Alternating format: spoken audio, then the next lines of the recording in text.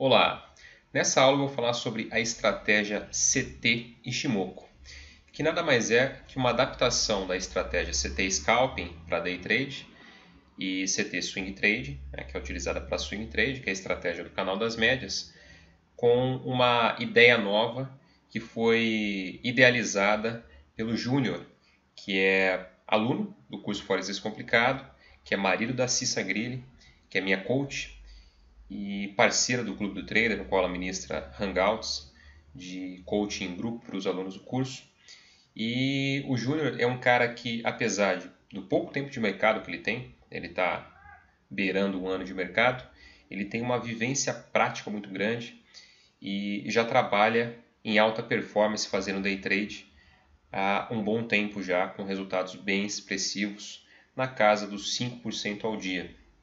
Então ele me apresentou essa ideia, esse casamento que ele fez da estratégia do canal das médias, que é o CT Scalping ou CT Swing Trading, com o Ishimoku para parametrizar níveis de entrada conservadora, padrão e agressiva. E quando ele me apresentou, eu gostei bastante, a gente conversou, refinou algumas coisas e pedi para ele se ele poderia compartilhar com o restante dos alunos e ele prontamente se dispôs a ajudar. Por isso, decidimos fazer a gravação dessa aula bônus do curso Forex Descomplicado com a estratégia CT Ishimoku. Então vamos lá. Antes de mais nada, eu quero fazer uma observação muito importante.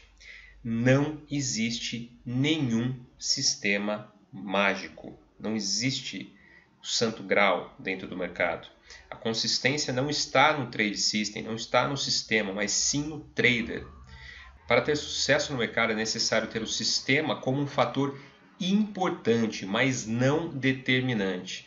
O trade system é nada mais nada menos do que um direcionador. O sucesso no mercado acontece quando se encontra o ponto de equilíbrio entre o objetivo, conhecimento, disciplina e hábito, que são os 4 pilares do sucesso de um trader. Então, qual que é o perfil dessa estratégia? Essa é uma estratégia seguidora de tendência, que pode ser utilizada tanto para day trading no gráfico de M5, como também para swing trading no gráfico de H4 e D1. Montando o setup. Então, para montar o setup dessa estratégia, nós precisamos de plotar, de colocar no gráfico os seguintes indicadores. Uma média simples, uma média móvel simples de 21 períodos aplicada a high. Uma outra média móvel simples de 20 períodos aplicada a low. Uma média móvel exponencial de 3 períodos aplicada a close.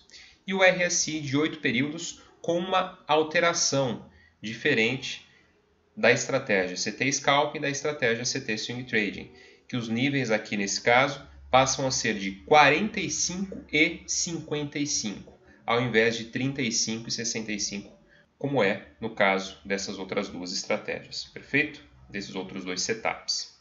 Eu lembro que, junto do material do curso, eu disponibilizo para você o template e os indicadores relacionados à estratégia CT Ishimoku, perfeito? Utilizando a estratégia. Então, quais são os gatilhos de entrada para a compra e para a venda pelo setup mecânico por si só? Nós compramos quando a média exponencial de 3 períodos sai para fora do canal das médias, para cima, e o RSI está acima do nível de 55. Entramos no fechamento do candle que deu o gatilho de entrada. E vendemos quando a média exponencial de 3 períodos sai para fora do canal das médias, para baixo, e o RSI está abaixo do nível de 45. E entramos no fechamento do candle que deu o gatilho de entrada.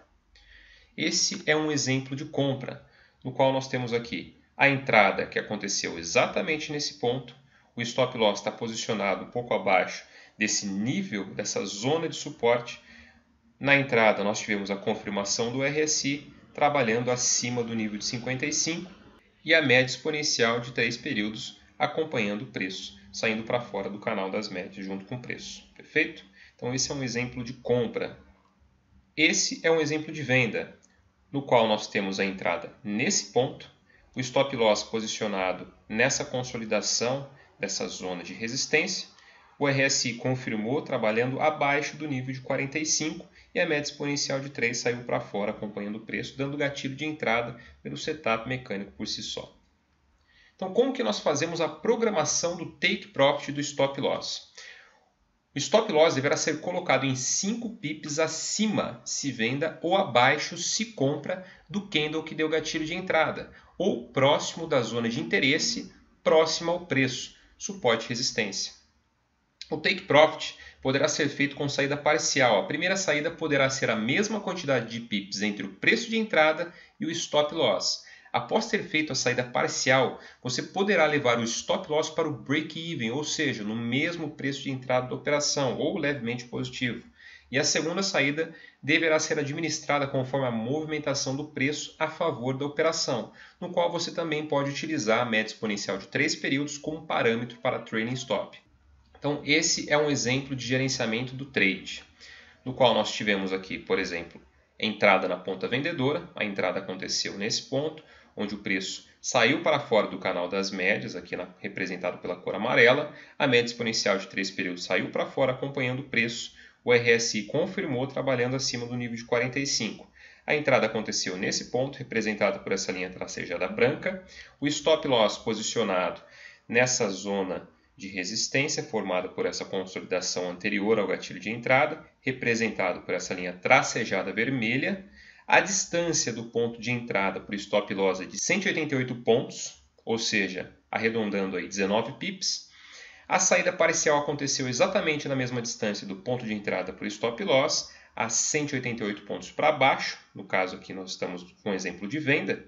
Então, nesse ponto, representado por essa linha tracejada na cor verde, nós fazemos a saída parcial. Se entramos com lote de 1.0, por exemplo, saímos parcialmente com metade da operação, 0.50, e mantemos a segunda metade rolando. Só que nós, nessa situação, pegamos o nosso stop, que estaria nesse ponto, e traríamos aqui para o break-even, ou levemente positivo, pouco abaixo do preço de entrada, protegendo a nossa operação, a nossa segunda parte. Conforme a movimentação do preço, nós observamos a seguinte situação. Quando o candle fechar acima da média móvel exponencial de 3 períodos, que é essa média na cor branca mais espessa, nós pegamos o nosso stop, que já estaria no break-even, e traríamos levemente acima do candle que fechou acima da média exponencial de 3 períodos. Nesse exemplo de venda. Se fosse um exemplo de compra, seria o oposto.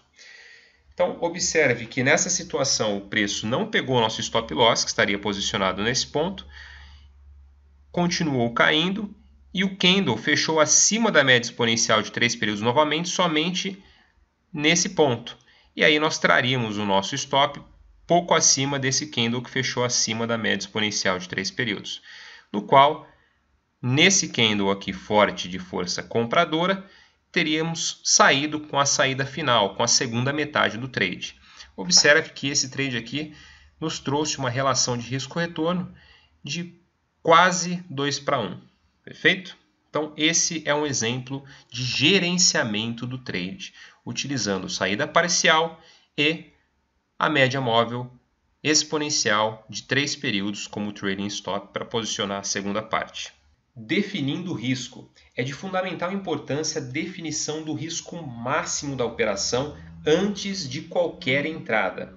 A única certeza que temos no mercado é o máximo que poderemos perder em determinado trade.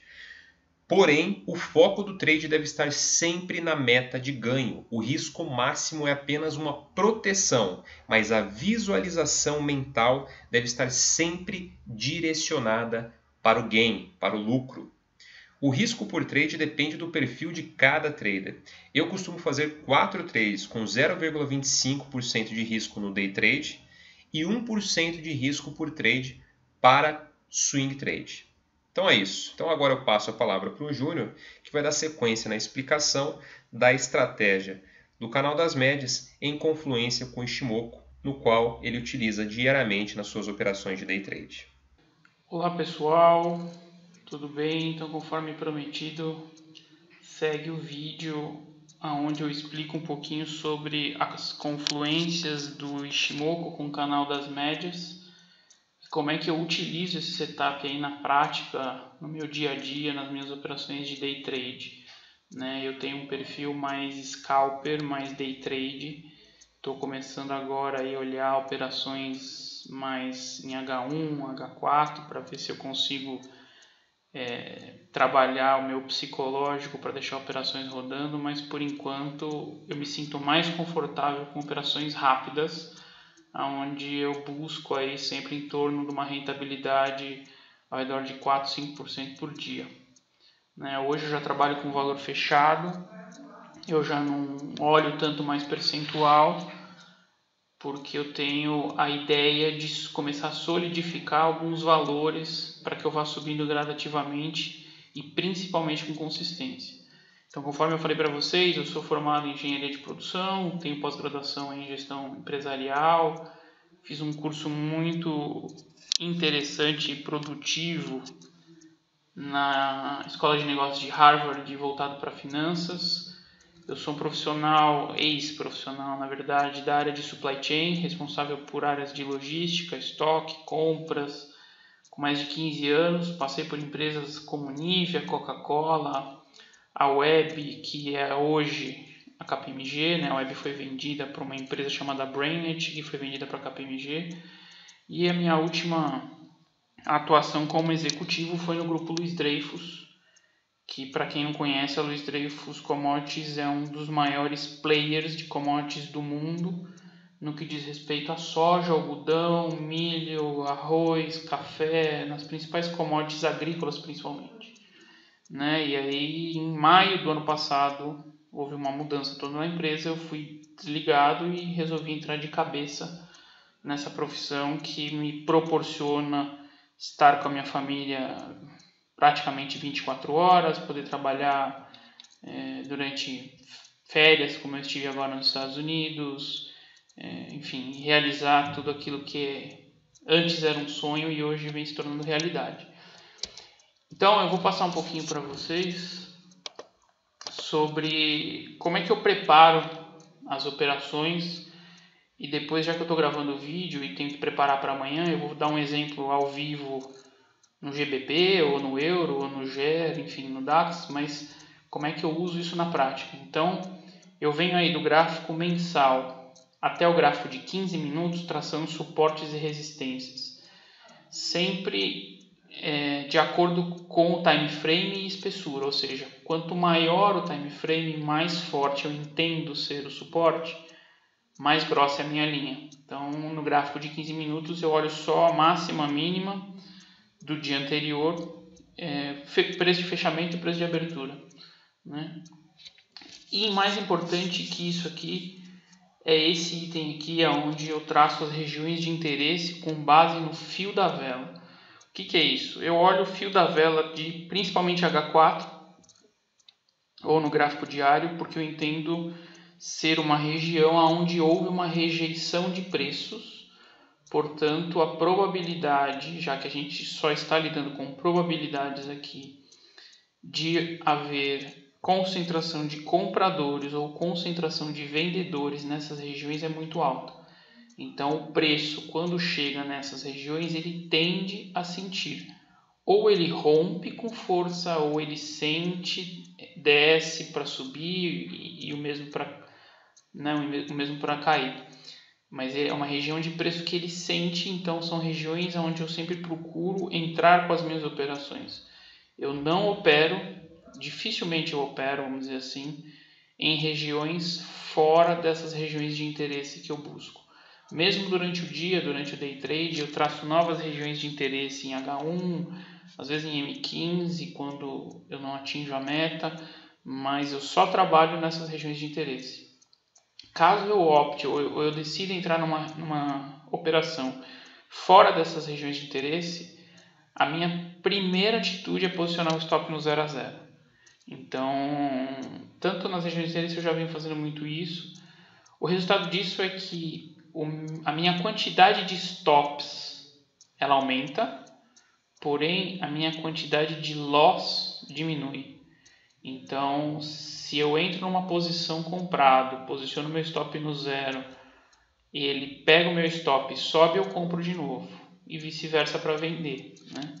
Eu não trabalho com stop técnico. Eu não sei se existe uma lei que disseram que o stop é técnico, e é técnico com base no quê? Então, todos os meus stops, sem exceção, tem sempre na casa de 1% de risco. Eu não trabalho, não gosto, não me adaptei a trabalhar com stop técnico.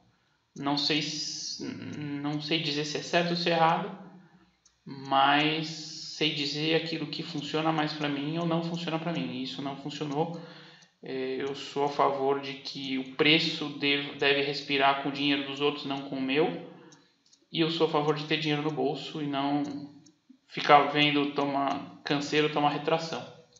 Então, como diz o Oliver Vélez, uma operação para mim é um serviço que eu contrato a um funcionário e eu aceito que ele não me entregue o serviço até no máximo a vela que eu estou entrando ou a vela anterior e que dê na casa de 1%. Fora isso, eu demito e contrato outro quando eu entrar numa nova operação. É mais ou menos nessa linha.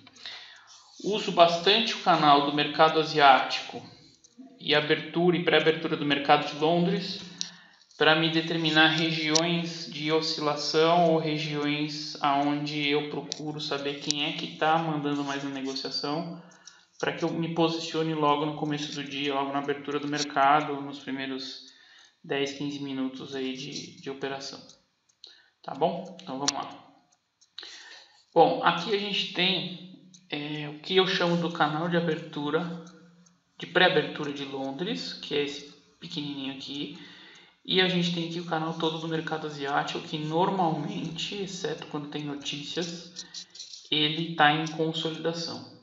Então, o rompimento desse canal, essa aqui a gente está falando da moeda GBP, o SDNM5, o rompimento desses canais, tanto desse canal de pré-abertura, quanto desse canal do mercado asiático, em times frames maiores, aqui no caso a gente está em M5, mas em M15 ele rompeu, enfim, me dá a informação da força inicial do mercado, ou seja, o mercado, nesse caso aqui, no dia 26 de abril, ele abriu com os compradores mandando na negociação. Então, eu procuro sempre me posicionar, que a gente teve um setup logo na entrada, na abertura do mercado, muito forte, que é o setup mais forte, na verdade é o agressivo, que vocês vão entender mais pra frente porque eu chamo de agressivo, e subiu, e foi embora.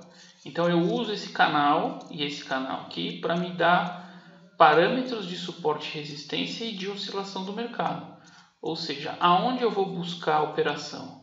Eu vou olhar essa oscilação, e vou acompanhar a minha média de 3. Né? Sempre posicionando, usando a minha média de 3 exponencial como um trailing stop e olhando sempre esses números redondos que eu tenho traçado aqui, que são regiões onde ele sente o preço. São suportes e resistências naturais que a gente diz.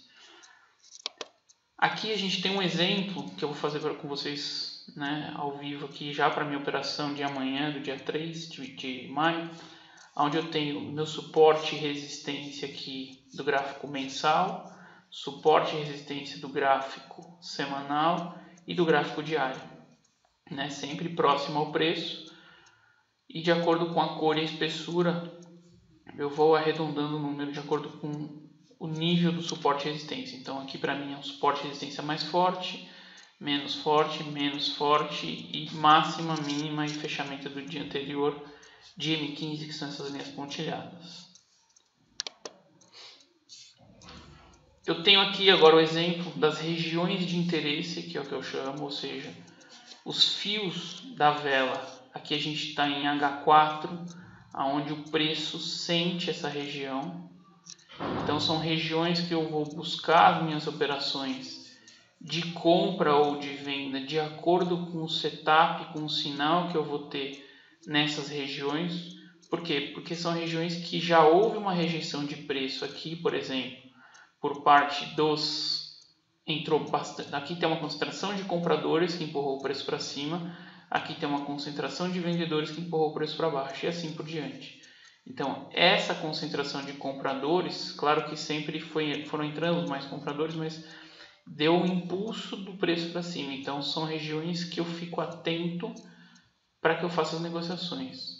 Eu procuro fazer em H4, mas em H1 ou em D1 também serve, são muito proveitosas essas análises de fios da vela, né? A gente entende que o preço aqui, por exemplo, ele subiu, desceu para cá. Então, nessa região aqui, tem uma forte concentração de vendedores, porque empurrou o preço para baixo. Aqui tem uma forte concentração de compradores, que empurrou o preço para cima, e assim por diante. Então, procurando sempre onde há maior concentração de vendedores e maior concentração de compradores. Esse é o objetivo desse tipo de análise. Qual que é o perfil da estratégia dessa confluência de Ishimoku com o canal das médias? Então, ela é uma estratégia basicamente seguidora de tendência também, porque Ishimoku ela é um indicador que mostra a tendência. Eu vou falar um pouquinho do Ishimoku mais para frente.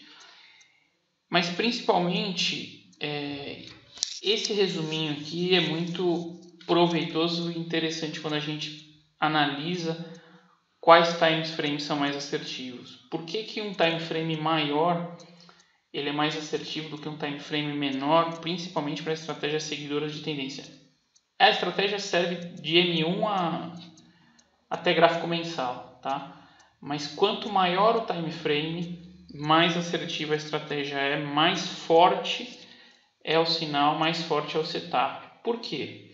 Quando a gente está olhando um gráfico de M15, na verdade a gente está olhando o que aconteceu em 3 candles de M5. Então, se o M5 subiu, desceu, subiu, o M15 vai estar meio que parado, então a informação é diferente. Quando a gente olha um gráfico de 1 hora, a gente está olhando 12 vezes, 12 candles de M5, H4, 48 vezes M5. Então, o que quer dizer isso? Quer dizer que quanto maior o time frame, mais concreta a informação de quem está mandando na negociação a gente tem, né? Ou seja, é o voo. Na verdade, eu estou voando aqui a 30 mil pés, aqui a 20 mil pés, aqui a 10 mil pés, e no M5 a 5 mil pés, e M1 a, sei lá, 1000 metros, né? Mais ou menos. Só como um exemplo. Então, eu não estou vendo o que está acontecendo, mas eu estou vendo que, de uma forma geral, o mercado está tendendo para compra ou para venda, enfim, ou está em consolidação. Então, os time frames maiores me dão melhor a linha de tendência e os time frames menores me dão melhor as entradas de compra ou de venda. Então, quando eu entro numa operação, eu entro por M5 ou M1, mas eu estou sempre monitorando os time frames maiores para saber o que está acontecendo em tempos maiores. Falando um pouquinho de Ishimoku, né? Então, a estratégia, o indicador Ishimoku, ele foi criado aí em 1930 por um jornalista japonês, esse Goichi Osoda, que tinha aí o pseudônimo de Ishimoku Sanjin, que significa um olhar através da montanha. O Ishimoku por si só já é uma estratégia muito completa. Por quê? Porque ele se baseia em 3 fundamentos da análise técnica. Então, só através de Ishimoku a gente consegue ter a tendência, né, indicador de tendência, indicador de suporte e resistência e principalmente indicador de momento, né, que é questão de volume, questão de pêndulo, a hora que dá o start, a ignição de compra, ignição de venda. O Ishimoku ele é composto por 5 médias, vamos dizer assim, 5 curvas, né, que eles chamam. Então a gente tem a Senkou-pan A e Senkou-pan B, que fazem parte da nuvem, né, que são aí os nossos suportes e resistências, uma região de suporte e resistência. Então, quanto mais grossa, mais forte é, quanto mais fina, mais fácil de ser quebrada é. A gente tem a Tenkan-sen e a Kijun-sen, que são as médias rápidas e a média mais lenta, que vai nos dar exatamente o momento, ou seja, o time de entrada ou de saída da operação e também servir como suporte e resistência. São médias que levam em consideração máximas e mínimas, então considera a volatilidade do ativo, não só o preço de fechamento. E a gente tem a Chikou-span, que é a curva de preço atual, deslocada para trás, No nosso caso aqui, no meu caso, 22 períodos, que eu não uso a configuração original do Ishimoku. Eu uso 7:22:44. Vamos lá. Então aqui, pessoal, esse aqui, na verdade, é o Ishimoku completo, né? No GBP USD, gráfico de H4. Então aqui a gente tem a nuvem, né? Nuvem verde, tendência de alta, nuvem vermelha, tendência de baixa. Aqui a gente tem a nossa média mais rápida, que anda mais perto do gráfico, e a nossa média mais lenta, que anda mais longe do gráfico. E a gente tem aqui a Chikou Span, que é a nossa média, que anda aí 22 períodos deslocado da curva de preço atual. Então, ela segue exatamente o gráfico de linha. Eu vou colocar depois para vocês verem o gráfico de linha, 22 períodos para trás, no nosso caso aqui, ou 26 períodos no indicador original do Ishimoku. Bom, então só através do Ishimoku, quando seria a situação ideal para compra? Eu vou comprar, só quero usar Ishimoku, como é que eu compro? Então, o preço atual tem que estar acima da nuvem ou rompendo a nuvem para cima. A nuvem verde, que indica a tendência de alta. A Chikou Span, que é a média atrasada aí de 26 ou 22 períodos acima do preço, ou seja, maior que a cotação real do gráfico. E as minhas médias têm que estar cruzadas para cima, ou seja, a minha média rápida tem que ter cruzado de baixo para cima a minha média lenta, Kijun Sen. E a situação ideal para venda no Ishimoku seria o inverso, ou seja, o preço abaixo da nuvem, a nuvem vermelha, a Chikou Span, que é a minha média atrasada de 22 a 26 períodos, abaixo da linha de preço atual, ou da linha de preço que ela se encontrava, e a minha média rápida cruzando de cima para baixo, a minha média lenta. Então esse seria o setup básico do Ishimoku, só com o Ishimoku. Claro que tem outras entradas que você pode fazer quando o preço para entre a média rápida e a média lenta, quando ele faz suporte, por exemplo, ou resistência na nuvem, quando ele faz suporte na Tenkan, quando ele faz suporte na Kijun Sen, deixa um pin bar, enfim, tem N outros setups de compra e venda, mas basicamente a compra se dá quando o preço está rompendo ou está acima da nuvem, média rápida cruzando média lenta para cima e a Chikou Span acima da linha de preço. E o setup de venda é exatamente o inverso. Preço abaixo da nuvem, vermelha, dizendo queda. A Chikou Span, linha de preço atrasada de 22 a 26 períodos, abaixo da linha de preço atual. E a Tenkan Sen cruzando de cima para baixo, minha média rápida cruzando de cima para baixo a média lenta. Então, basicamente, seria o setup usando-se só Ishimoku.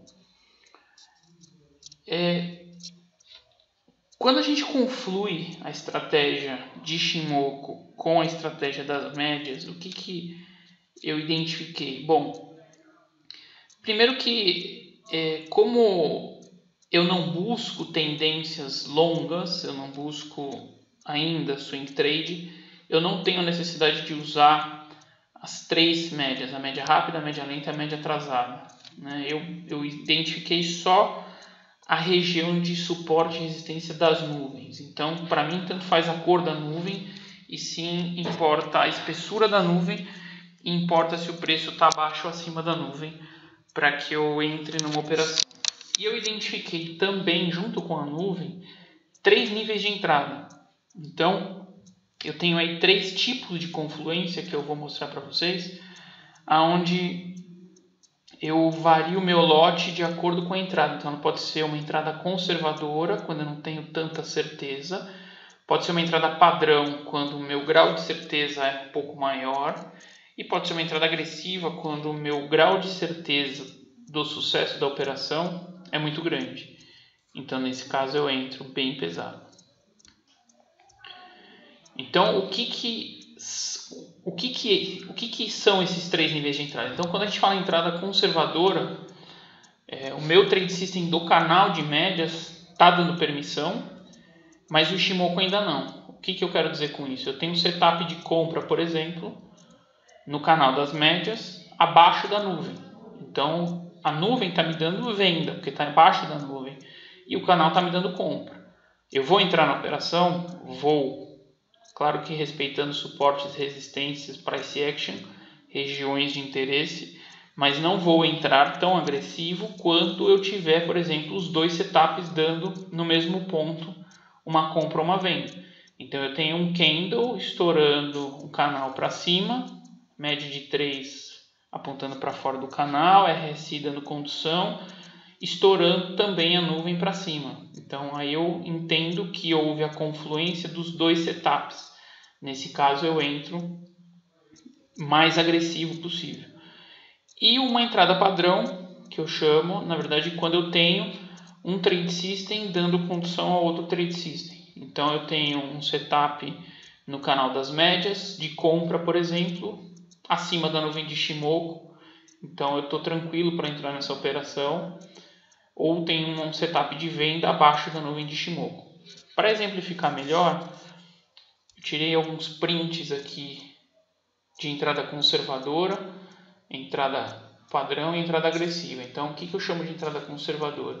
Eu tenho aqui um setup de venda, né, no canal das médias, porém, o candle ele não estourou, não fechou abaixo da nuvem, me dando condição plena de venda, próximo a uma região de suporte, inclusive.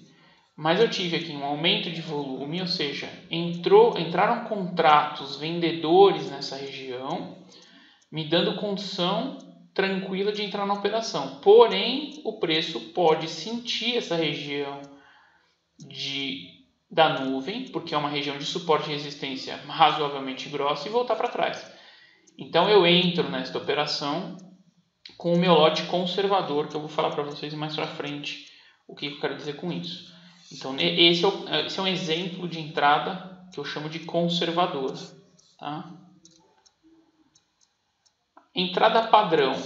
O que é minha entrada padrão? Então eu tenho aqui, por exemplo, no AUD-USD, um setup de compra no canal das médias, acima da linha da minha nuvem de Ishimoku. Então minha nuvem de Ishimoku me dando condição de compra e o canal de médias me dando um setup de compra. Eu presto atenção só na questão de suporte e resistência. Eu tenho um topo aqui que ele pode sentir e voltar para trás. E eu entro na operação com o meu lote padrão. O que eu quero dizer com lote padrão? Então vamos dizer assim que o meu lote padrão é 1.0. Eu entro nessa operação com 1.0. Nessa operação aqui eu vou entrar com 0.7, por exemplo. E na agressiva eu vou entrar com 1 ponto alguma coisa. Eu vou falar um pouquinho também dessas variações mais para frente para vocês entenderem. Mas esse é um exemplo de entrada no setup que eu chamo de padrão. Ou seja, eu tenho a nuvem me dando condição de compra e eu tenho o setup de compra no indicador. Certo? Quando a gente olha do ponto de vista só da nuvem, a nuvem significa o seguinte. Então, se o preço está entrando aqui, a hora que ele sai da nuvem é um setup de venda, pela nuvem só. Então, por exemplo, esse candle aqui seria um setup de venda. Esse candle aqui seria um setup de compra.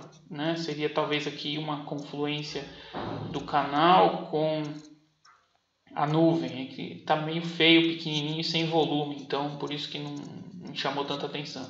Aqui a gente tem um aumento de volume, entrada de força compradora. Era só sucesso, né? Que diz meu cunhado. E assim por diante. Então, por exemplo, aqui eu não tenho setup, eu tenho um setup conservador. Por quê? Porque eu tenho um setup dentro do canal, porém está dentro da nuvem. Então a nuvem é uma região de preços onde é um suporte ou resistência de acordo com a espessura dela. Você sabe mais ou menos a intensidade. Então, este daqui, que a gente está falando aqui no exemplo em si só, é uma entrada padrão, um exemplo de setup padrão. Exemplo de setup agressivo foram essas duas operações que eu fiz, até mandei para o Guilherme no dia, que deu logo na abertura do mercado de Londres, um setup agressivo, rompendo nuvem, rompendo canal. A hora que rompeu a linha de resistência aqui do mercado asiático, foi a minha entrada de compra com stop no fundo. E aqui ele deu outro setup agressivo, rompendo nuvem e canal junto. E eu posicionei a minha compra aqui na direção desse topo, que era uma região de preço que ele sentiu, ele podia voltar a sentir, como foi o que aconteceu. Ele sentiu bem menos do que aqui, mas sentiu um pouquinho. Mas é um setup agressivo, né? Então vocês percebam que quando o candle estoura nuvem e canal junto, a alta ou a baixa é sempre muito forte. Então esses são os 3 tipos de setup que eu trabalho. Quando a entrada agressiva eu entro mais pesado, quando a entrada é padrão, como esse caso aqui, eu entro com o meu lote normal, e quando a entrada é conservadora, eu entro com mais cautela, sempre olhando melhor a tendência principal, olhando melhor a questão de suporte e resistências, fio da vela e a região da nuvem. Você usa a nuvem como setup também? Depende, né? Depende da região que está o preço, depende da região que está a nuvem, depende da região que está o canal. Eu uso sim ou não, né? Por exemplo, nesse caso aqui eu não fiz essa operação, ou não me lembro de ter feito, mas eu entraria. Por quê? Porque o preço fechou abaixo de um suporte aqui natural, rompendo a nuvem para baixo, eu pegaria aqui alguns pontinhos, sem sombra de dúvida. Tá? Agora aqui, por exemplo, eu já não sei se eu entraria por causa do fio dessa vela, que dá justamente nessa região de preço aqui de suporte, tá vendo?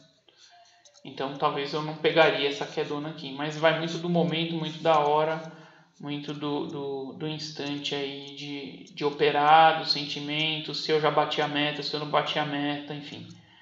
Tem uma série de outras variáveis que implicam em entrar ou não entrar na operação. Então, pessoal, aqui, conforme eu falei para vocês, os 3 níveis de entrada, quando a gente fala em lote padrão, é o lote que vocês estão acostumados a trabalhar, né? Uns dividem aí por 10 mil, outros usam 0,25 de risco, enfim, tem 1001 formas de você calcular o seu lote padrão, o seu risco, o seu benefício. Eu trabalho sempre, o meu stop loss sempre está em 1%, então eu não opero com mais de 1% de risco de stop. Tá aí. Quando eu aumento o meu lote, quando a minha entrada é agressiva, que eu vou aumentar o meu lote, o meu stop tem que ser mais curto para compensar a minha entrada mais pesada. E o inverso também é factível, ou seja, quando eu entro mais leve, eu aumento um pouco o meu stop para que sempre eu esteja aí na casa de 1%. Tá? Eu uso esse indexador aqui com um percentual bem agressivo, mas isso vai de cada um, vai de cada mindset, vai de cada experiência, vai de cada um, né? Tem pessoas que usam esse tipo de esse modelo de entrada aí com 5% de variação, 3% de variação, 10% de variação, isso varia muito, tá? Tem outros doidos aí que usam 50, 100, enfim, tem de tudo. Então, cabe vocês identificar se quer, inclusive, fazer isso, né, dessa forma. Essa foi uma forma que eu encontrei de gerenciar o risco e potencializar ou maximizar os lucros, principalmente quando tem os setups mais fortes, que eu percebi que quando há confluência dos 2 setups é sempre um movimento muito grande. Então, é uma forma que eu busquei para eu poder ter mais cautela em entradas mais perigosas.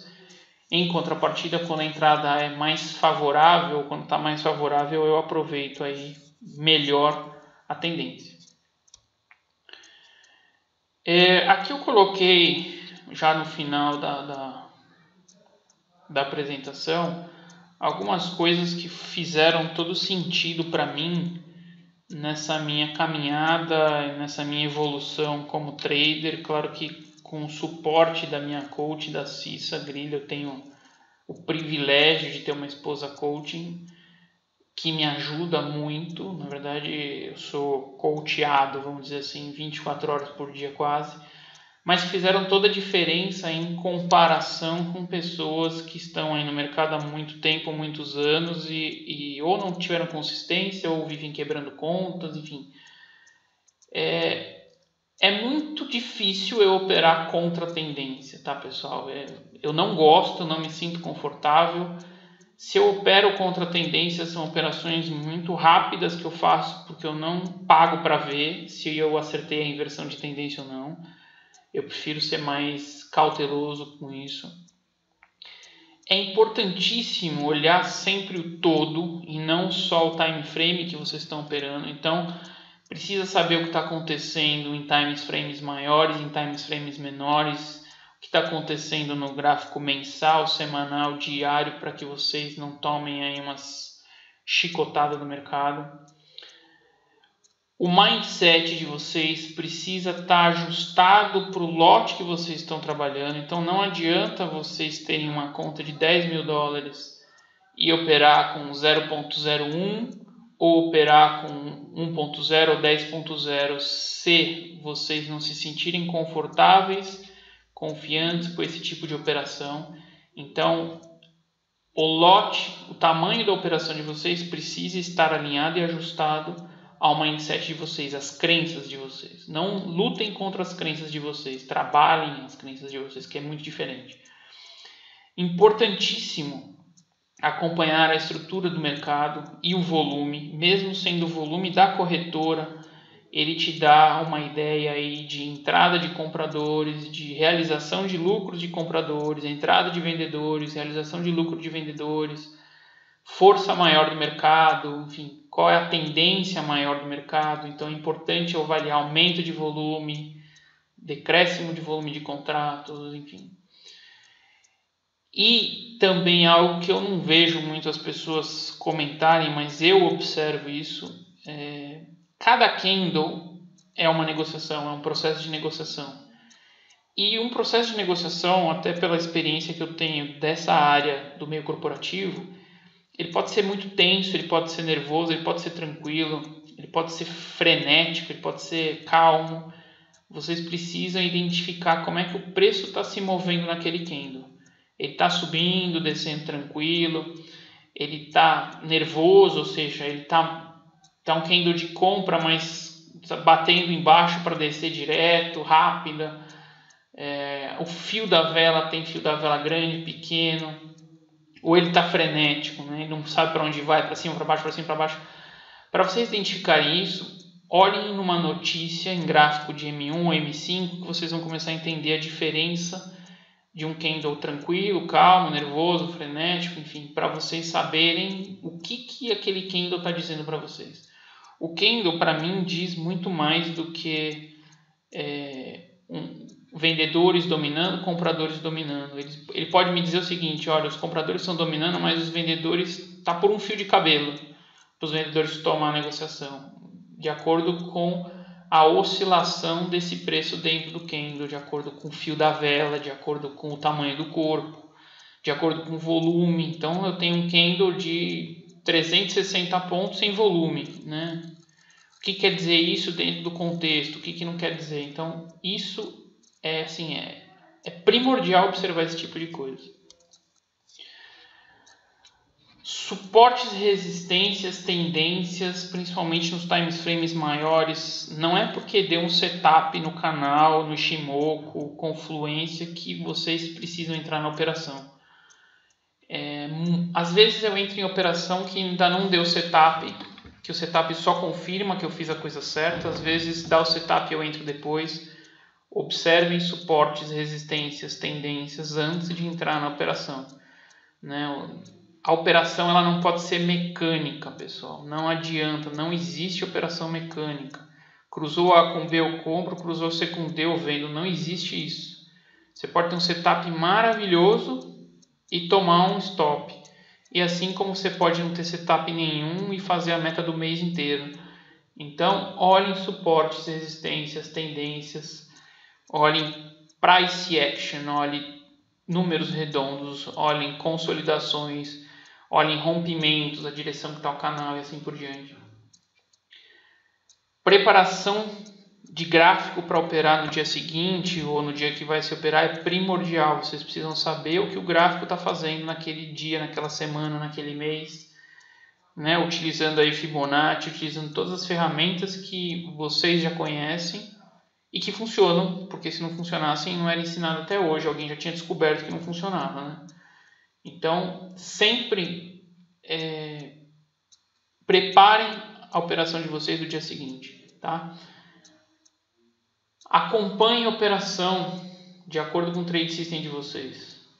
Então, assim, se uma operação de scalping vai virar swing ou não vai virar swing, enfim, vocês podem lucrar muito com isso. Então, não largue a operação, a menos que seja um swing trade ou que vocês já estejam preparados para isso, e saiam fora.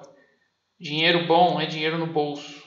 Então, se vocês colocaram um take profit em 300 pontos, 30 pips, o preço chegou em 290, 280, começou a entrar força vendedora e vocês perceberam isso, cortem a operação e garantam os 29, 28 pips no bolso. Ah, mas e se subir ia pegar meu take? Compra de novo, vende de novo ou não. Né? Da mesma forma, podia descer e pegar o seu stop, ou no lucro ou no prejuízo, e você perdeu o que você deixou de ganhar, mais o stop de você. Então, dinheiro bom é dinheiro no bolso, não é dinheiro no gráfico. Não pensem em operações bonitas, pensem em operações lucrativas. Eu não trabalho com risco 3 para 1, 1 para 2, 2 para... Eu trabalho com dinheiro no bolso. Então, eu entro sempre... Eu tenho duas metas. Eu opero moedas e opero DAX, né? Como vocês já sabem. No DAX eu tenho o objetivo de 60 pips em duas operações de 30. E nas moedas eu tenho de 330 pips em duas operações de 150. Então eu trabalho sempre, o meu mindset está direcionado para isso. Ah, se der 140, eu travo o stop ali. Se descer, vai pegar o stop. Se subir de novo, eu entro de novo e assim por diante, até bater a minha meta. Entendeu? Eu trabalho dessa forma. Não gosto da ideia de stop técnico. Sei que eu vou contra muitas pessoas que ensinam e que têm aí 30 anos de mercado. Não gosto de operações 3 para 1, 2 para 1, porque isso para mim chama-se... Para fazer isso eu vou jogar poker, né? Jogar poker eu posso blefar, eu posso jogar, enfim. Dinheiro bom para mim é dinheiro no bolso, tá? Operem nos melhores horários de mercado. Tem horário que é horrível de ser operado, então não opere. Abertura de mercado, fechamento de mercado, do meu ponto de vista, são os melhores horários. Notícias de forte impacto fiquem fora, porque não adianta saber para que lado vai o gráfico. Também é uma loteria, a menos que vocês tenham um dinheiro aí que queiram arriscar. Aí tem algumas estratégias para operar notícia. Eu, particularmente, não opero porque eu não gosto. Não gosto desse tipo de loteria. E é isso aí, pessoal. Tá? Agora deixa eu só, para terminar, eu vou fazer o que eu falei para vocês que eu ia fazer, que já que eu preciso fazer para amanhã, vamos pegar aqui, pode ser o GBP mesmo. Então, como é que eu faço? Eu venho aqui no gráfico mensal, deixa eu tirar esses números redondos aqui desse time frame maior, só para ficar mais fácil a visualização. Então vamos lá. Gráfico mensal, mercado.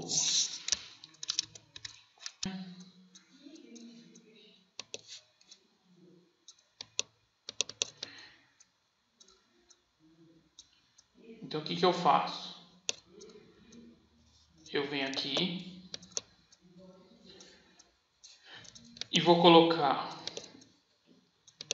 vermelha, grossa, e aqui eu coloco MN.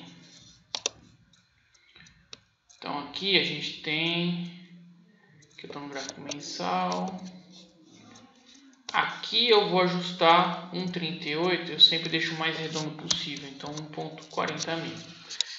E a minha resistência,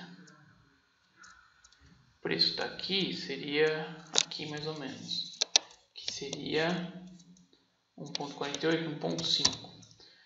Então aqui eu tenho meu suporte e resistência do gráfico mensal. Eu vou para o gráfico semanal, que eu tenho aqui, nessa região de preço. Então aqui eu mudo para essa cor chocolate, que é um marrom, né? W1 para eu saber que é semanal, diminuo um pouco a espessura e arredondo o número em uma casa para cá, então põe 1,46. E para cá eu tenho esse suporte aqui nessa região de preço, que vai dar 1,42. Ok? Vamos para o gráfico diário.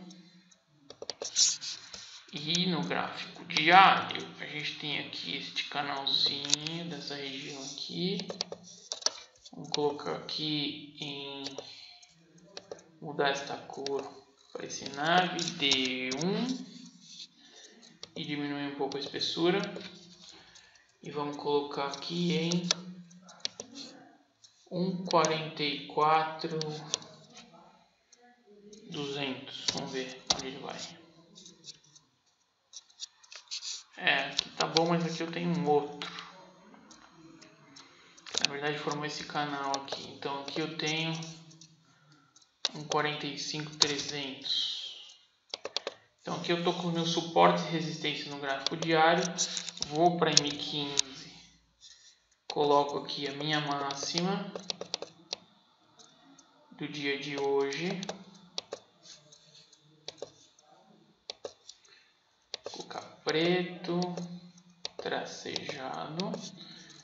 Minha máxima do dia de hoje, a minha mínima do dia de hoje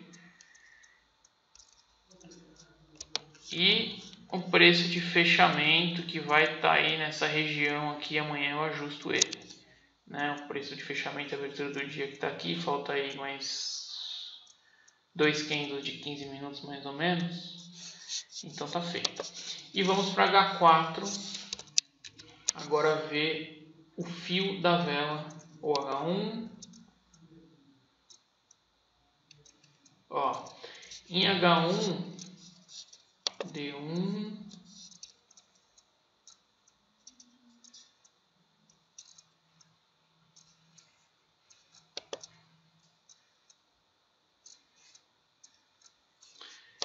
então, em H1 eu tenho uma informação importantíssima aqui. O que eu tenho em H1? Eu tenho dois martelos juntos, tá vendo? Eu tenho essa região aqui,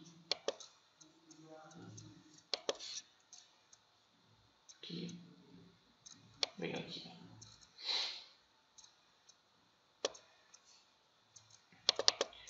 Na verdade, essa região aqui que se estende para cá tudo, né? Que é uma região de alta concentração de compradores. Né? E tenho aqui em cima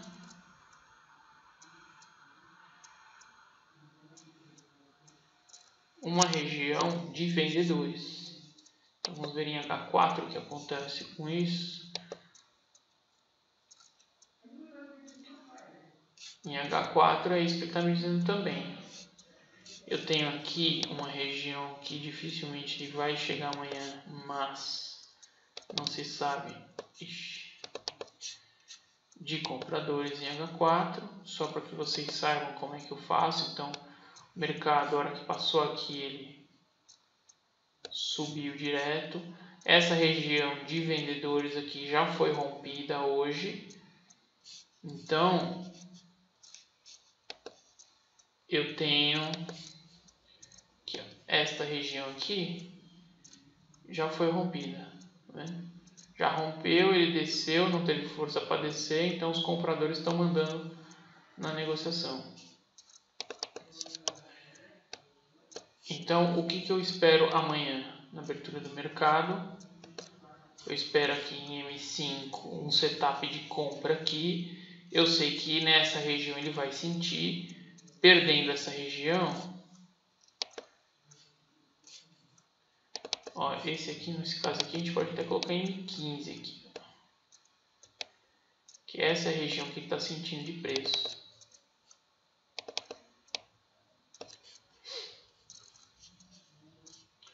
E esta é a região que ele está sentindo de preço aqui embaixo. Então aqui eu tenho as minhas duas regiões de interesse que eu vou buscar operações amanhã. Ou seja, a hora que eu abrir o mercado, ele me dá um setup de compra aqui. Se eu comprar nessa região, tem 27 pips até essa região. Então amanhã provavelmente ele vai estourar esse canal. Para onde ele vai? Então a gente está aqui numa tendência forte no gráfico diário de alta, né? Já rompeu esses topos anteriores, então a tendência é de alta, podendo buscar aí lá os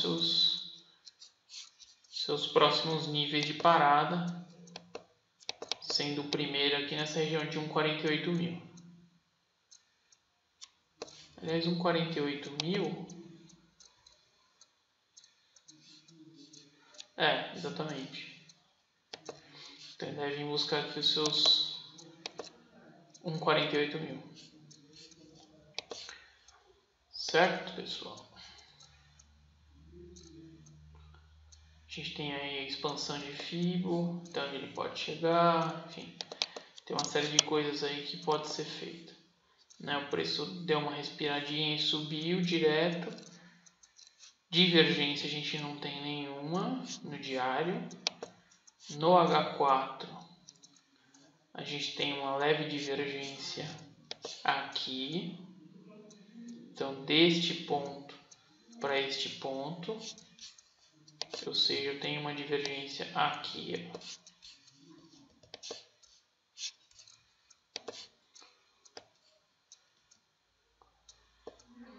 Então isso significa que o preço pode respirar para querer subir de novo.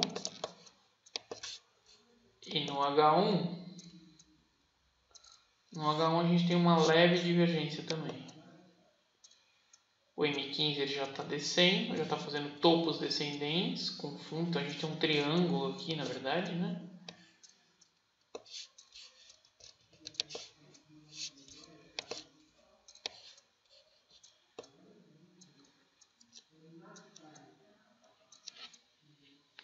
E é isso que a gente tem que acompanhar o que vai acontecer com o mercado amanhã. Então sabemos que a tendência principal é de alta, porém o preço pode estar vindo para um respiro. Aonde ele pode respirar? Ele pode vir aqui até 61 da Fibo no M15, ele pode, enfim. A gente não sabe direito, são regiões que a gente precisa acompanhar. Bom, pessoal, é isso que eu tinha para falar. Qualquer dúvida aí, vocês entrem em contato comigo, que eu puder ajudar, vocês contem comigo. Tá bom? Um abraço, tchau, tchau.